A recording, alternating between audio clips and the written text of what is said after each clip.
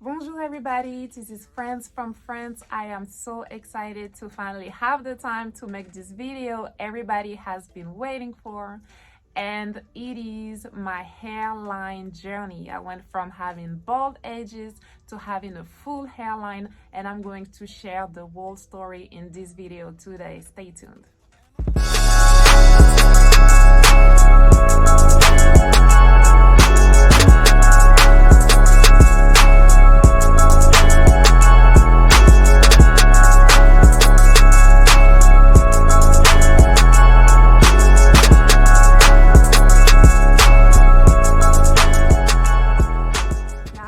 I know it's been a while since I made a lifestyle video, but for those of you that follow me on TikTok, LinkedIn, Instagram, Pinterest, you guys know that I have been on the grind with my real estate business.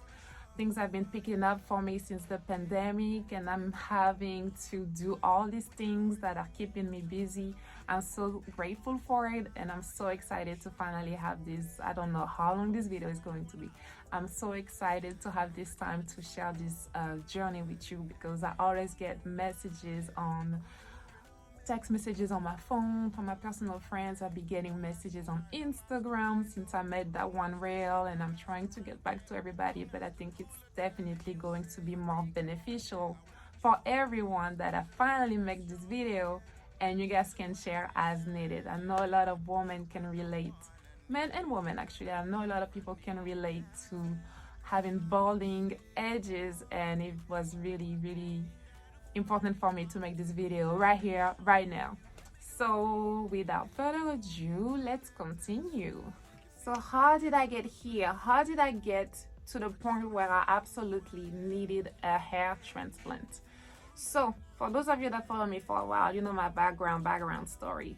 I was born and raised in Paris, France, and back in those days, the black women were not really into wearing their natural hair out, okay? That really became a thing after I left. But while I was there, it really wasn't a thing. The black African women, they were mostly wearing their hair in braids, twists, cornrows, very tight hairstyles.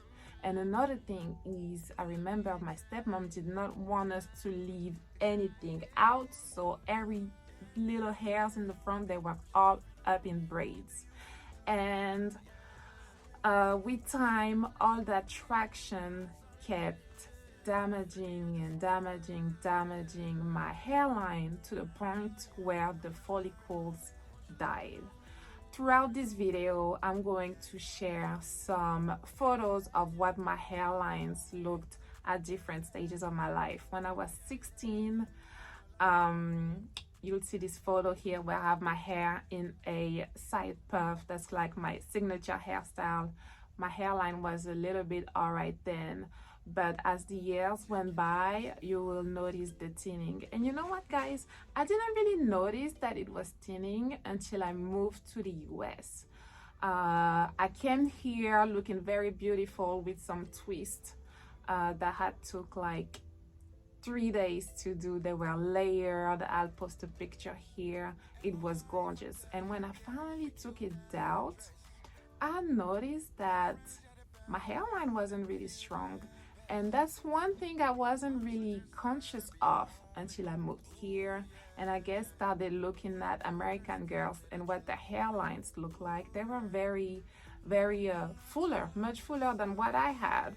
And now every time I go home or every time I watch clips and photos of people back home, I do notice that a lot of women just don't really have a lot of edges, and including me. So I didn't have a lot of edges compared to my American counterparts, and it started bothering me.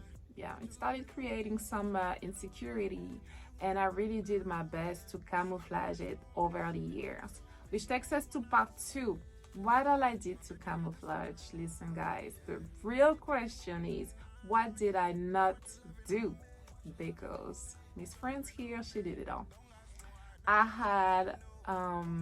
I used to stay on YouTube and try to find videos on how to camouflage balding hair. So I did the black spray, I did the black gel. I did the little hair fibers, and actually that's probably what worked the best for me, the hair fibers. I was rocking with them for years. But what else did I try? I tried dyeing my hair a darker color. Everything that there was to do, I tried it. Sometimes I would pencil it in with like an eyebrow pencil. um, that's all I can think of on top of my head, but if I think of anything, I'll throw it in the comments below. And if you guys have some other camouflage techniques you have used, definitely share in the comments, and maybe that's gonna help me remember some things. So man, I was camouflaging the heck out of my hairline. I would make sure that when I wear my puff, it would cover, you know, the front balding parts. And what else would I do? The side swoop, what they call it, the swoop. Yeah, I would pop my hair in a way that, you know, you create a little motion here that hides the bald spots, because I have a lot of hair in the middle, so it wasn't that hard to hide it. But I do know that sometimes, I remember one time at track practice when I was in Middle Tennessee, the wind was blowing or whatever, and my hair was back here, and one of my teammates was like, "France, what happened to your hair?" I was like, "Oh my gosh, no, she knows my secret." The whole all the bald spots were exposed. So the way my balding was, it wasn't just all gone at once. You would notice like patches, especially here and here. This side, every time you saw me with a side part, it was always like this, because the baldest areas were here. And on this side, it wasn't too bad. It could be disguised with, most of the time on my Black Girl Magic I was taking care of it.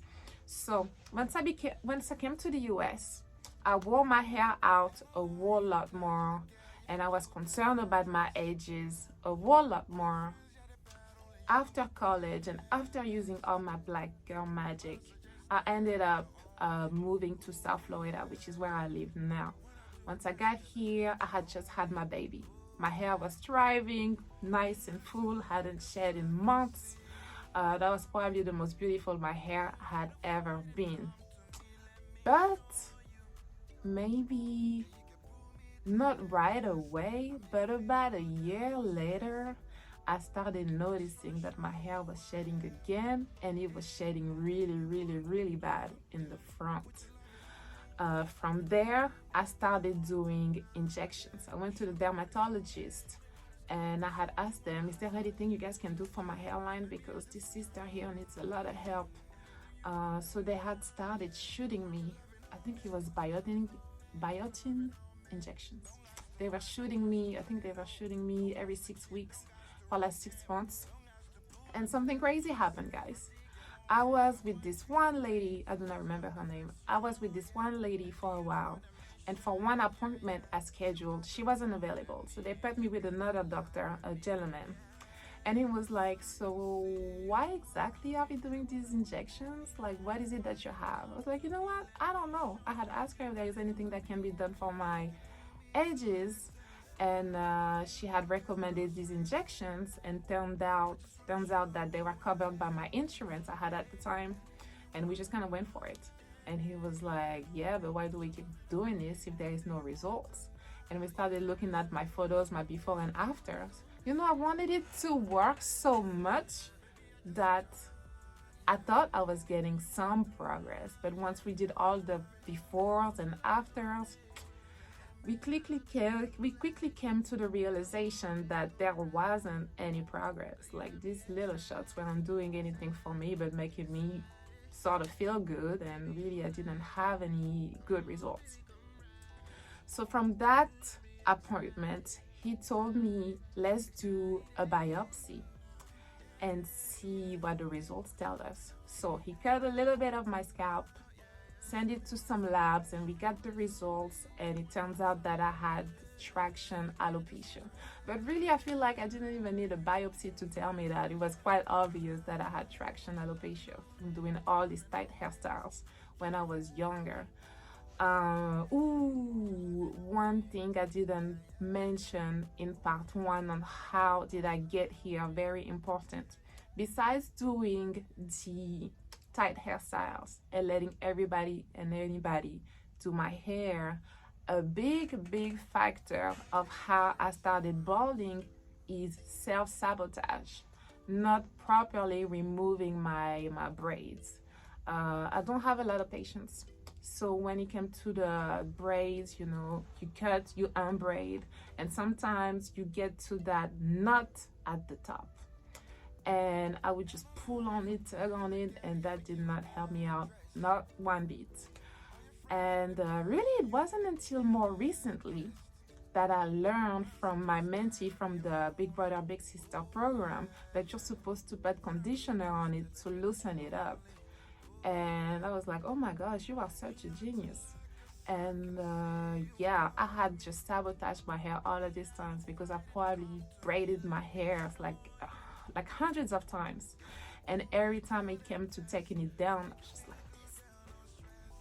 Wild, just too wild. So a big responsibility of my balding edges was just self-sabotage, not taking my braids down properly. But that was a side note. New doctor, traction alopecia. We knew it was, I could have told him that it was traction alopecia. So we went over the results and he was like, I'm going to refer you to a hair transplant. I was like, oh my God, a hair transplant. Okay, it's getting serious here. So went home with that news, shared it with my girlfriends.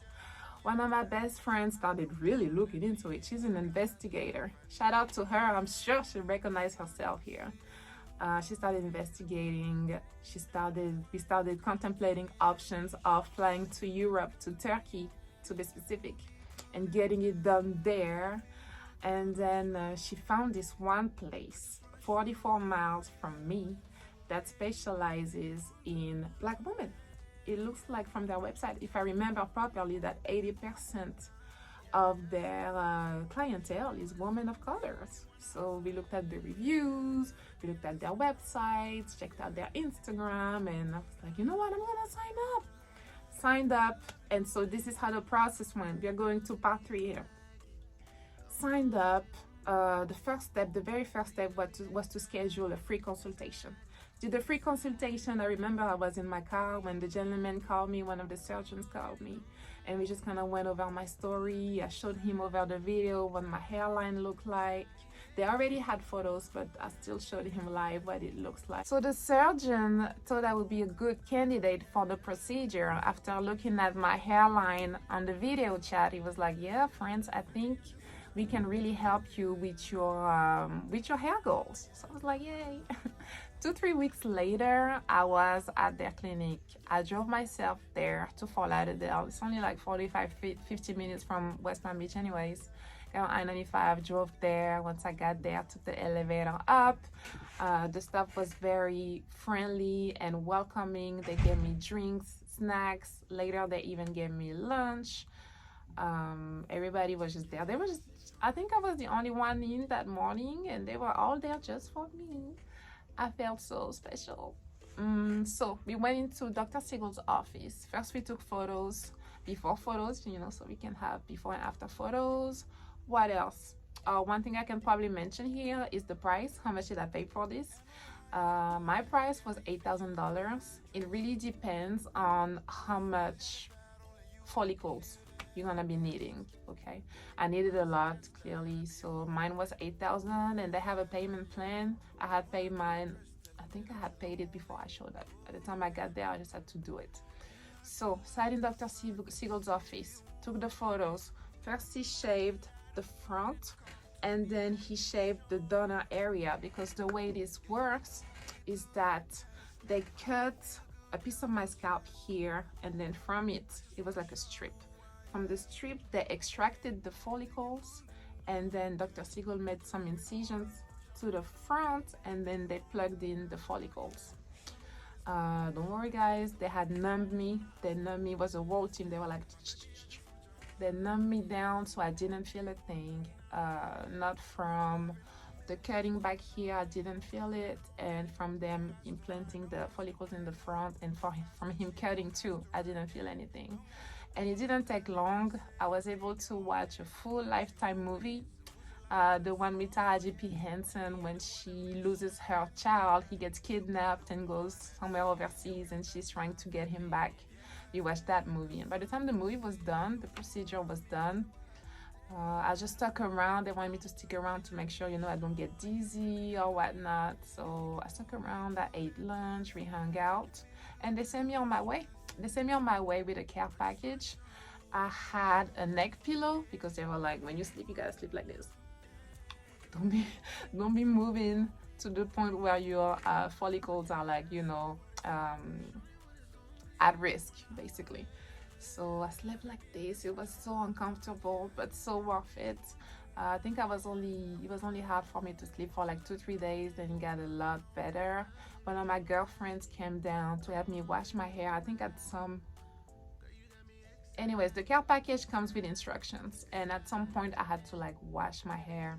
Anyways, I had like remains of blood and stuff. So one of my girlfriends, she's a nurse, she came down from Canada to help me wash my hair. So we did that, and 2 weeks later we had to remove the stitches because the area where they grabbed the donor strip, they stitched it back, and I had to go back to get it removed. I didn't have to go to Dr. Siegel to get it removed. I could have went anywhere, but I wanted to go back. I wanted to go back and see him. Really shortly after the procedure, you're gonna get scabs because your skin has to heal. So you have the scabs. It's not all that pretty, but it's also not that ugly to the point where I just wore my hair out.